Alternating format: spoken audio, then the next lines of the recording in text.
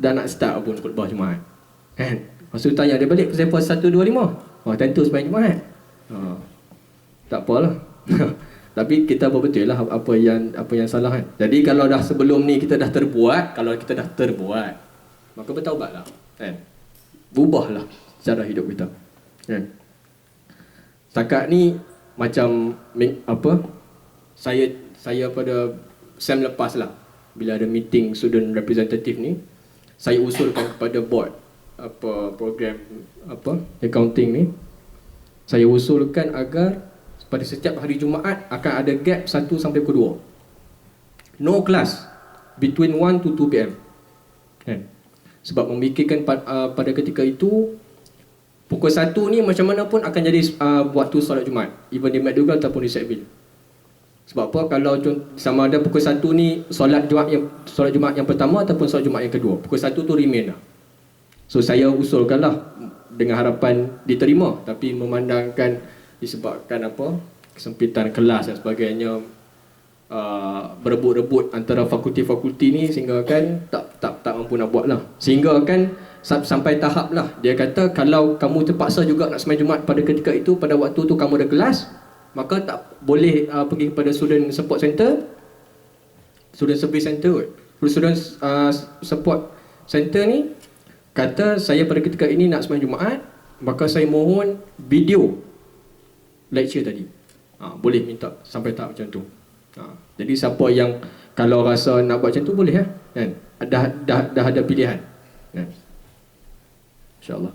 Baik.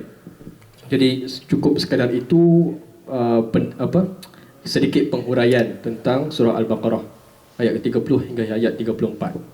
Maka insyaAllah pada minggu-minggu akan datang saya akan hurai balik daripada permulaan surah Al-Baqarah sehinggalah ke ayat yang ke-20 insyaAllah, untuk menerangkan mengenai kategori-kategori manusia. InsyaAllah. Baik. Wallahu subhanahu wa ta'ala a'lam. InsyaAllah terusnya kita akan pergi kepada solat lah. InsyaAllah.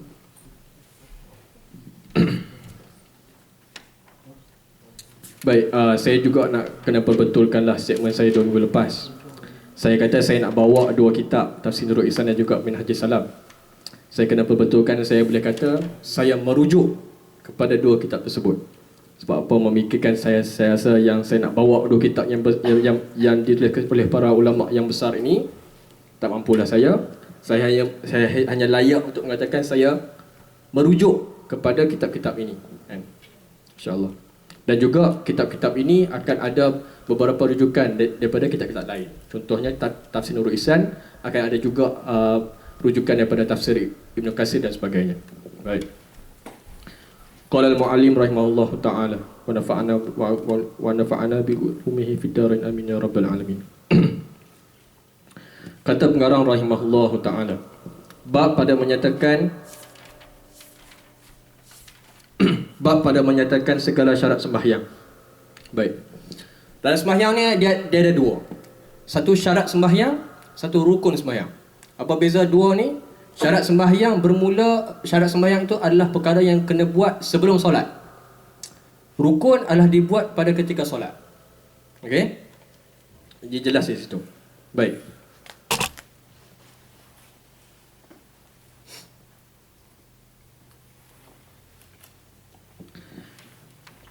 Dan bermula segala syarat sembahyang itu 4 perkara. Pertama, suci daripada 2 hadas dan daripada najis yang tiada dimaafkan daripadanya, pada tubuhnya dan pakaiannya dan tempat sembahyangnya. Baik.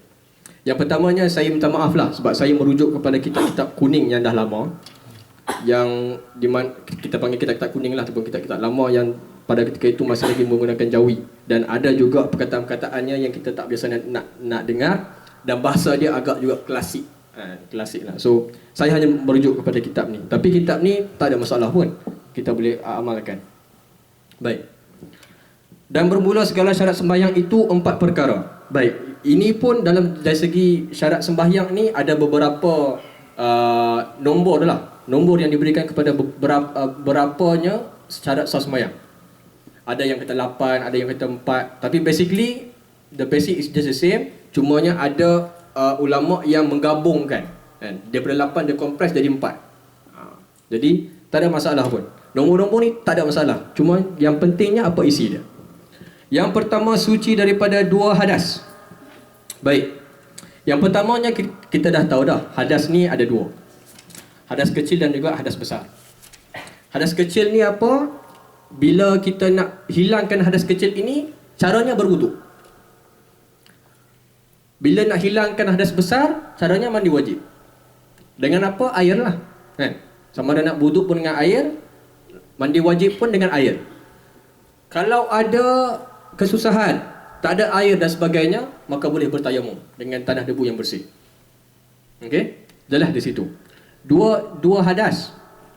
Hadas kecil dan juga hadas besar. Nak hilangkan hadas kecil, berwuduk. Nak hilangkan hadas besar, mandi wajib.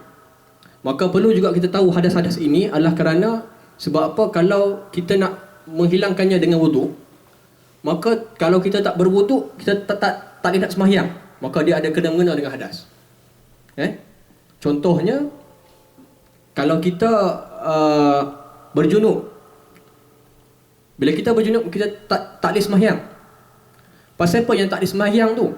Sebab bila kita berjunub, maka nak hilangkan junub itu dengan mandi wajib. Maka mandi wajib tu bila dah suci baru boleh sembahyang. Contohnya kita kencing ataupun kita buang air besar dan sebagainya. Bila kita dah buat benda tu, kita tak boleh sembahyang sebab kita tak ada dalam keadaan yang suci. Maka nak mensucikan kita, berwuduk. Dan bila berwuduk baru kita boleh sembahyang. Okey? Baik. Dan juga hadas dan najis ni berbezalah. Hadas ni dia ada klasifikasi dia. Najis ini pun ada dia punya klasifikasi dia. Tapi dua-dua ni berbeza. Nanti insya-Allah kita akan huraikan insya-Allah.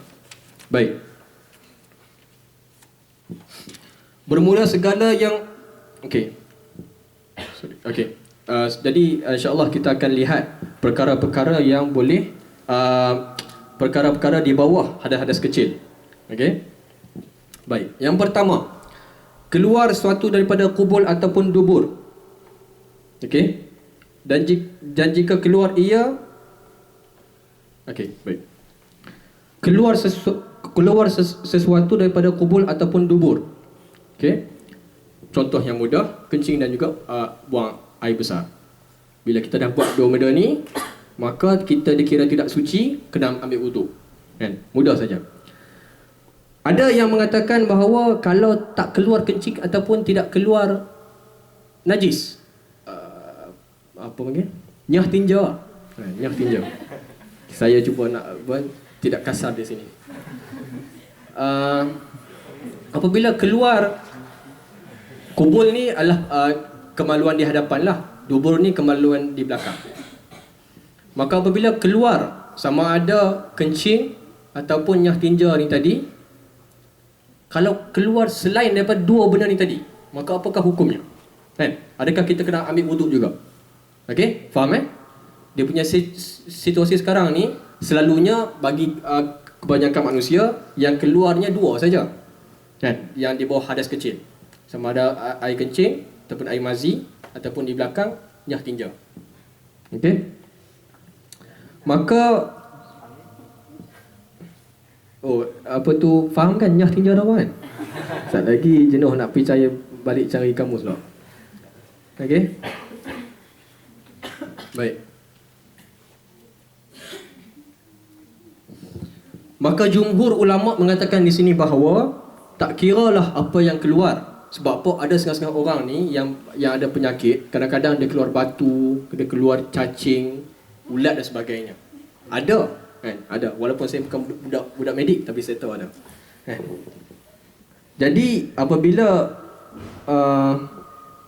keluarnya benda-benda ini sama ada daripada kubur ataupun dubur, maka apabila keluar, maka jumhur ulama kata batal wuduk, kena ambil wuduk semula. Tu kena jelas. Kalau contoh ada orang tanya, adik-adik kita tanya apa kan, kalau pasal kencingan nyah tinja tu, saya rasa semua dah faham lah.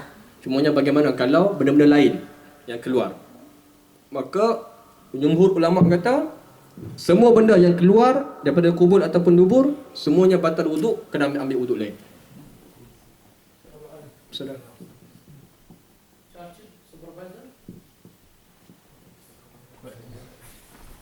Baik, yang keduanya, hilang peningatan dengan sebab gila atau mabuk atau demam atau tidur melainkan tidur seorang yang tetap kedudukannya daripada pertempatan, maka iaitu tiada membatalkan wuduknya. Baik, dua benda diberitahu sini. Yang pertamanya hilang peningatan. Hilang peningatan ni maksudnya dia hilang akal, dia tidak sedar. Tidak sedar ini boleh berlaku dalam melalui beberapa cara, sama ada melalui gila, mabuk, minum arak dan sebagainya, menyebabkan dia tidak sedar. Okey. Dan bila ulama dah bersepakat, bila dah jadi macam ni, hilang akal, maka dia wajib untuk ambil wuduk semula. Batal wuduk dia. Contoh dia punya cerita dia. Dia ni seorang yang normal, kan? Dia seorang yang normal. Kemudian ada orang buat aniaya dekat dia. Dalam minumannya tu dia buh something yang memabukkan. Maka dia pun minum, dia jadi mabuk. Dia jadi hilang arah. Tadi dia dah ambil wuduk dah, kan? Kemudian pada satu ketika dia jadi hilang arah, dia jadi hilang akal. Maka apa dia kena buat? Bila dia dah sedar, dia kena ambil wuduk semula. Itu contohlah, sebagai salah satu contoh. Tidur. Ulama mazhab Imam Syafi'i kata, kalau tidur yang tetap punggungnya, tetap kedudukannya, maka tidak batal wuduk. Adapun begitu, tidur yang bergerak, kan? Maksudnya tidak tetap punggungnya itu, sama ada dia bergerak kiri ataupun kanan, kan? Maka itu membatalkan wuduk. Kerana apa? Syaknya akan ada kentut, akan adanya kentut yang keluar pada ketika itu. Maka bila dah datang keraguan ini, maka wajib dia ambil wuduk semula. Okey? Jadi tidur yang tidak tetap punggungnya tak ada masalah. Contoh tidur ketika duduk dengan kuliah maghrib, contoh. Jadi bila tidur ketika itu tidak batal wuduk. Kalau wuduk dah ambil tak batal. Boleh boleh jadi nak sembahyang isyak terus pun tak apa. Tetapi kalau tidur baring, kan, selalunya tidur baring ini akan pusing kanan dan pusing kiri. Bila orang yang buah-buah ni, kan, dia pusing ni, maka batal wuduk dia. Maka wajib dia ambil wuduk semula. Ini pendapat mazhab Imam Syafi'i. Adapun ada khilaf di pandangan ulama yang lain. Maka kita sebagai orang yang dah ngam dengan mazhab Imam Syafi'i ini, kita amalkanlah apa yang Imam Syafi'i suruh. Okey. Maka tidur seorang yang tidak tetap punggungnya tidak batalkan wuduk. Tidur seseorang yang tetap kedudukannya tidak membatalkan wuduk. Baik, seterusnya. Bertemu kulit laki-laki dan perempuan. Okey. Bertemu kulit laki-laki dan perempuan. Baik, bila kita bertemu kita bersentuh antara laki dan juga perempuan, maka Imam Syafi'i kata batal wuduk, kena ambil wuduk semula, kan? Even kalau kita sentuh tu tidak sengaja, kan, bukan ikhtiar kita pun nak sentuh dia, maka tetap Imam Syafi'i kata kena ambil wuduk. Adapun pandangan mazhab imam yang lain mengatakan bahawa kalau sentuh tu tidak bersyahwat, pada mereka tidak membatalkan wuduk, kan? Ini kalau takut-takut kita ada kawan kita yang bukan mazhab Imam Syafi'i, tiba-tiba dia buat macam ni, kan. Dia kata maybe dia tersentuh seorang perempuan, dia tak ambil wuduk semula, maka kita jangan marah dia, kan. Sebab dia ada dia ikut mazhab imam dia. Kita kena faham, mazhab-mazhab ni adalah benda khilaf, benda perbezaan pendapat. Bukan pun perbezaan pendapat dari segi benda yang tunjang, akidah sebagainya, kan. Benda ni hanyalah sebagai khilaf dari segi perbuatan-perbuatan. Contohnya perbuatan dalam solat, kan, doa qunut, tahiyat awal dan sebagainya. Ini adalah benda-benda khilaf. Maka raikan perbezaan khilaf ini adalah maka wujudnya empat mazhab itu, kan. Dan nak menunjukkan sini bahawa ada perbezaan mazhab ni, nak menunjukkan bahawa manusia ni lemah sehingga kan tak boleh nak mencapai pun satu persetujuan, kan. Nak kata lemahnya manusia ni, kan. Maka janganlah kita bertelagah, kita ikut mana yang kita rasa. Okey. Dan juga kita ikut satu saja imam. Dalam keadaan yang biasa kita ikut satu saja imam untuk mengelakkan kita daripada ikut hawa nafsu kita, kan. Contohnya bila semayang ikut mazhab Imam Syafi'i. Bila nak bersentuh dengan lelaki perempuan, tiba-tiba ikut mazhab lain pula dengan alasan nak pegang perempuan tu. Dia tak kena lah. Jadi ikut satu imam saja dalam keadaan yang biasalah. Kalau kita nak pergi haji sebagainya, maka ada rusakh di situ, kita boleh amalkan wuduk cari imam mazhab lain, kan. Contoh, sebab kalau kita tawaf tu akan berlakulah, sentiasa akan berlaku persentuhan antara lelaki dan perempuan, maka pada ketika itu kita ambil pendapat mazhab imam lain yang mengatakan bahawa tersentuh tanpa syahwat dibolehkan, tak batal wuduk. Okey, baik. Dan seterusnya, sentuh kubul anak Adam ataupun halaqah duburnya dengan perut tapak tangannya dan tiada berlapik. Okey. Seterusnya, benda yang boleh menyebabkan kita terbatal wuduk adalah apabila kita menyentuh kemaluan. Okey. Kemaluan ini juga termasuk kemaluan orang lain. Okey. Contohnya kita dah kahwin, kita dah ada anak. Contohnya kita basuh kencing ataupun basuh nyah tinja anak. Jadi kalau ikut mazhab Imam Syafi'i batal. Walaupun kita menyentuh orang lain punya, maka itu pun dah kira batal. Adapun begitu mazhab imam lain ada yang mengatakan bahawa memegang kemaluan, menyentuh kemaluan kanak-kanak tidak membatalkan wuduk. Tapi mazhab Imam Syafi'i kata batal wuduk kalau kita pegang kubul ataupun dubur, walaupun kubul dubur itu orang lain yang punya. Okey. Dengan perut tapak tangannya dengan tiada berlapik, kan. Kalau contoh kita sentuh di belakang ni, maka dimaafkan oleh syarak, boleh, kan? Tidak batal wuduk. Yang katanya batal sentuh dengan perut tapak tangan. Inilah tapak tangan ni, perut tapak tangan dia panggil. Okay. Jadi kalau sentuh dengan ini, maka batallah wuduk, kena ambil wuduk semula. Okey.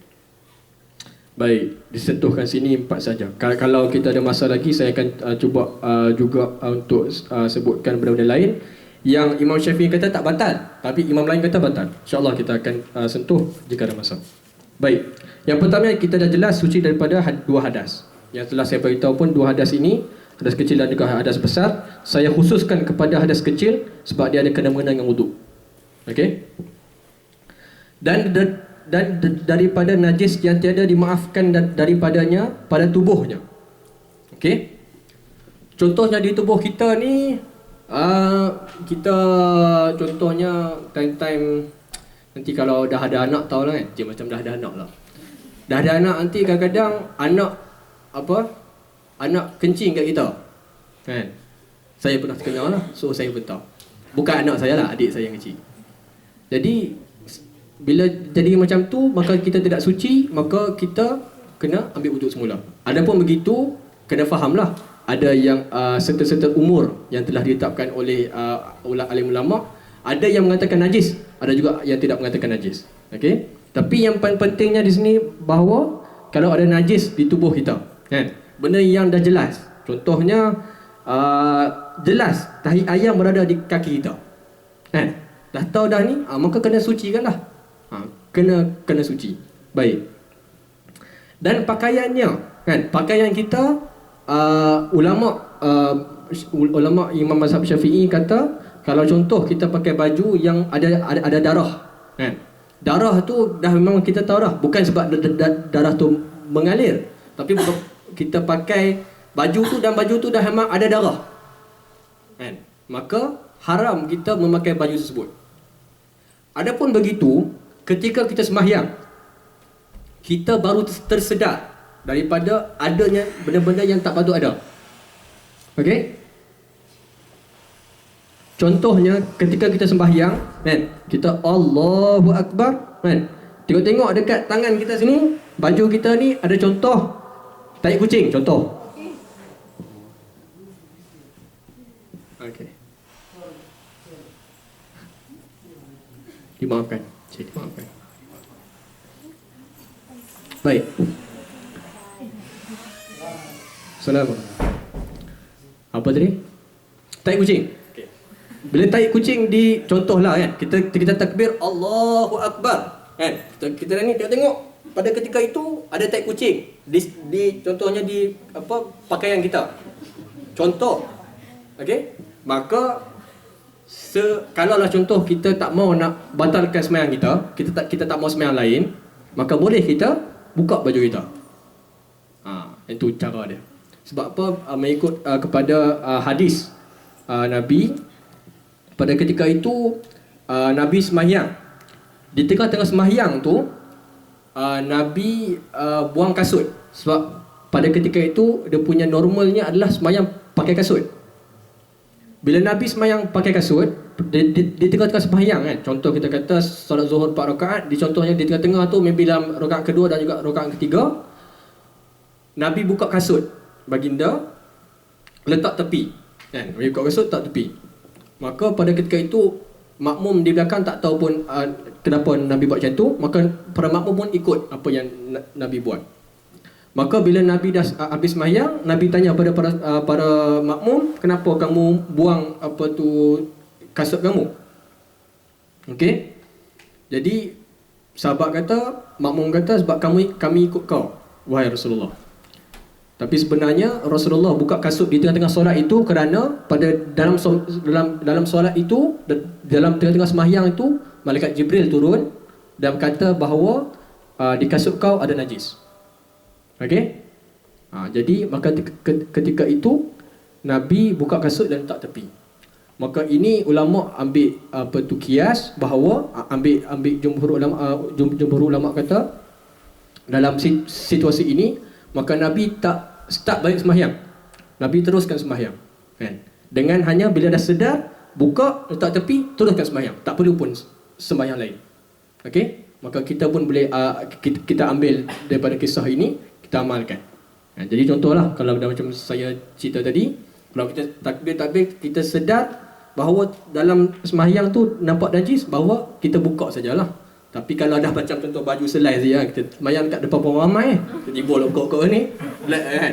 Bila tanya siapa ada najis ni? Itu. Tapi kalau dah rasa macam tu, tak apalah, kita batalkan sembahyang, kita balik pakai baju lain, main balik sembahyang. Tak ada masalah. Okey? Baik. Jadi apabila kita ada najis di pakaian kita, maka kita dikatakan menanggung najis. Dan juga tempat sembahyangnya. Okey? Dan juga kalau tempat sembahyang ni kita dah nampak jelas dah bahawa ada najis, maka kita elakkanlah tempat tu, ambil tempat lain. Kan? Tetapi contoh, okey, contoh lagi. Sekali lagi saya bukan seorang yang ada anak, kahwin mendakwi. Saya bawa satu contoh lah kan. Ini pun sendiri berlaku kepada diri saya dan juga adik saya. Ketika kami sembahyang berjemaah di rumah, kan, adik saya ni umur 2-3 tahun, dah boleh merangkak sebagainya. Dia kata dah boleh merangkak kan? Saya kena je jalan lah. Okay, sorry. Saya bukan budak medik. Sorry. Jadi dalam umur itu kan, pada ketika itu sebab saya anak sulung, so adik saya yang pertama baru lahir. Pada ketika itu saya dan adik saya sajalah yang ada. Kan? Lagi dua adik saya tak ada. Okay? Maka kami tengah sembahyang, tiba-tiba adik saya mengeluarkan nyah tinjanya di tempat sujud ayah saya. Sungguh, ni berlaku. Kan? Dan memang saya nampak real life lah. Kan? Real depan mata saya, itu berlaku. Kan? Pada ketika itu saya pun tak tahu apa. Yang dalam hati, kau ajak adik. Dan itu kita tak tahu apa lah, kita tak belajar hukum-hukum ni. Jadi kita kata, jadi itulah yang berlaku. Maka adakah batal solat ayah saya? Tidak. Kerana ayah saya tidak menanggung pun najis tersebut. Kan? Bila contohlah kalau dah berlaku, maka apa yang boleh buat, tukarlah tempat sujud. Beralih ke kanan sedikit ke, balik ke kiri sedikit ke, ataupun pada ketika sujud, elakkan daripada kena benda tersebut. Jadi tidak perlu pun sembahyang lain. Kan? Benda tu bukan kita menanggung najis. Najis itu sendiri datang dalam keadaan yang kita tidak sangka-sangka. Okey? Itu sebagai satu contoh. Jadi lepas ni janganlah pula kan tiba-tiba lah kita dapat anak yang suka jenis berak lah pula. Suka menggunakan yang tinja ni pula. Setiap kali sembahyang lah dia mesti mai lah kan. Janganlah pula kita tiba-tiba nak kena sembahyang lain pula. Bukan macam tu cara dia. Okey? Baik. Okey apa? Tujuh lah. Stop lah. Sembahyang 7 suku Okey. InsyaAllah lagi 5 minit insyaAllah. Baik. Dan yang kedua, tutup aurat daripada jahat atas tubuhnya dan kelilingnya bagi orang yang kuasa atasnya. Dan bermula aurat laki-laki dan perempuan sahaya orang itu dalam sembahyang, iaitu pada barang yang antara pusat dan lutut, tetapi wajib atas keduanya tutup pusat pula. Baik. Dan bermula aurat orang yang perempuan yang iaitu sekalian tubuhnya melainkan mukanya dan dua tapak tangannya jika ia di dalam sembahyang. Dan jika ia di luar sembahyang maka iaitu sekalian tubuhnya itu aurat. Mazhab lain. Baik. Syarat yang pertama tadi adalah suci daripada hadas dan juga najis. Yang keduanya syarat sah sembahyang yang kedua adalah tutup aurat. Baik. Diceritakan di sini aurat laki-laki dan perempuan. Aurat laki-laki iaitu pada barang yang antara pusat dan lutut, tetapi wajib atas keduanya tutup pusat pula. Maknanya di sini orang lelaki aurat dia antara pusat dan juga lutut. Duduklah mana-mana kitab fiqh, semuanya mengatakan bahawa aurat ni antara pusat dan juga lutut. Maka orang persoalkan, kalau aurat antara pusat dan juga lutut, maka tak wajiblah tutup pusat dan lutut. Faham tak? Kan? Yang auratnya itu adalah antara pusat dan lutut. Maka orang persoalkan, tak perlulah tutup pusat dan lutut. Okay. Jadi maka benda ni berlakulah khilaf. Dan benda ni berlaku kalau kita orang awam ni yang tak tahu apa, tanyalah para alim ulama. Okay? Maka para alim ulama kata, mengikut mazhab Imam Syafi'i, kan, dikatakan wajib untuk menutup pusat dan juga lutut adalah mengambil kaedah ma la yatimul wajib illa bihi fahuwa wajib. Okey?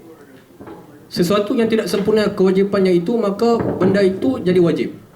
Okey? Jadi Allahu Akbar. Kita pergi lalu sekejap Allahu Akbar. أشهد أن لا إله إلا الله أشهد أن لا إله إلا الله أشهد أن محمدا رسول الله أشهد أن محمدا رسول الله يا الصلاة حي على الصلاة